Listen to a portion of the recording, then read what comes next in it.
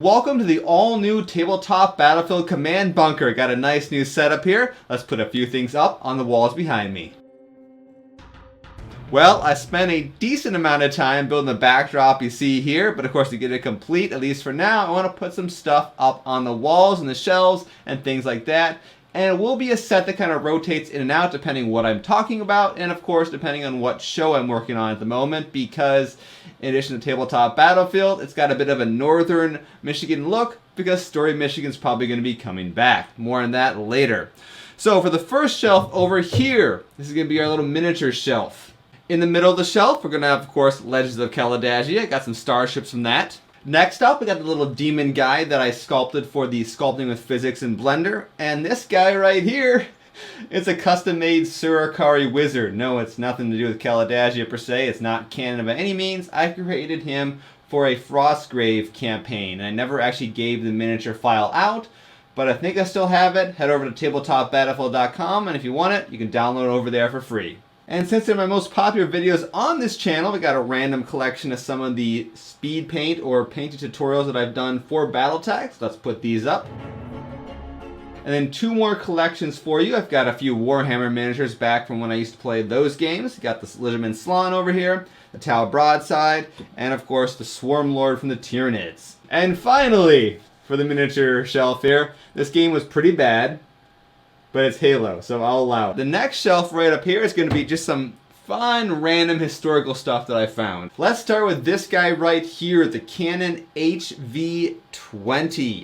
Now this was the first HD prosumer camera under $1,000, and it recorded a good chunk of the original Tabletop Battlefield series with this particular camera right here.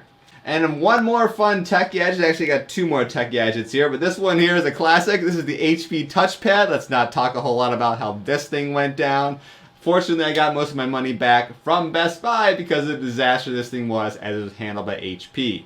Oh well, WebOS is still awesome. So next up is going to be the GoPro Hero 2. This is another camera that revolutionized things, at least well the GoPro 1 really did. But even to this day, not only as an action camera, but you'll often see this as a main camera or a secondary camera where you need a really small, compact HD camera. For some reason for years, I've had a trilobite fossil sitting on my desk, so let's add this to the shelf as well. And because the name Rocco Robotics should be up here somewhere, back when I used to play Ingress, and I fought for the Resistance, that was that altered reality game that Niantic made that was the precursor to Pokemon Go. I think it's still around, but not a lot, I don't know. I'm not sure the state of the game at this point, but of course I played under the name Rocco Robotics.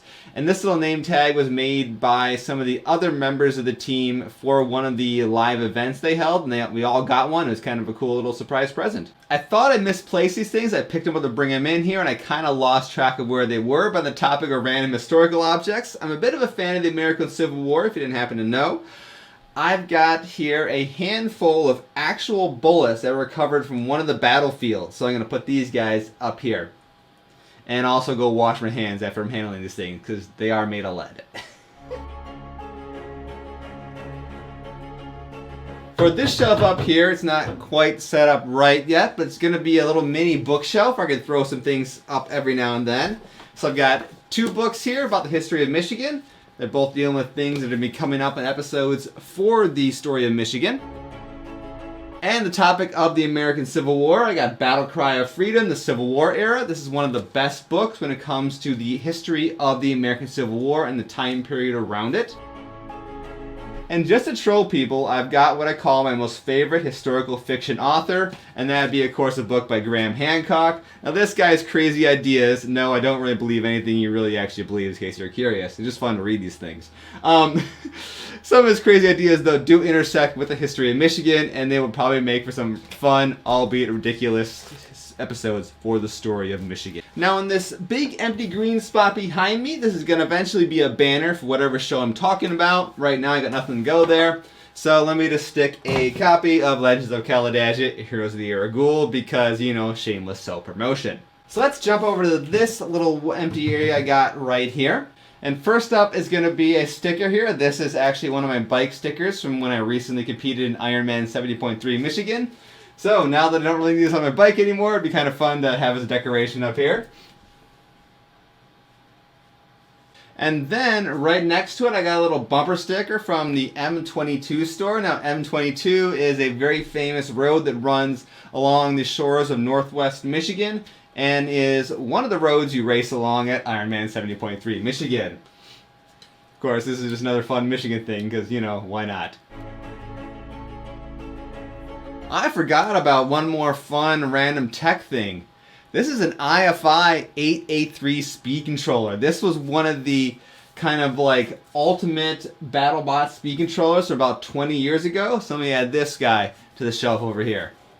So let's talk about this shelf next. This is going to be sort of like a, well, miscellaneous shelf, but also some Tabletop Battlefield history. For those of you who have been around since the very, very early days,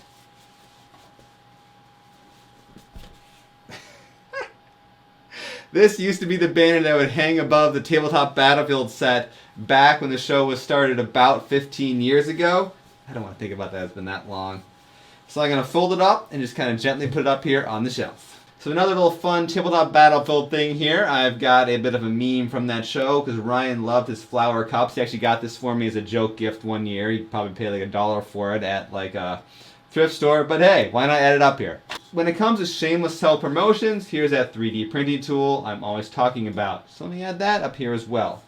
Then to fill the rest of the space in the shelf for now, got some HeroScape dragons, because, you know, dragons are awesome. Then there's this shelf up here. Now, all this tabletop gaming stuff started with Battletech, and in particular, it started with these guys right here from the old cartoon animated series. So they have to be up on this on the set here. They just have to be.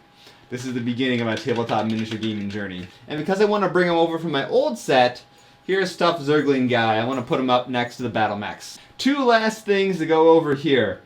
One's kind of temporary, one's, well, you know.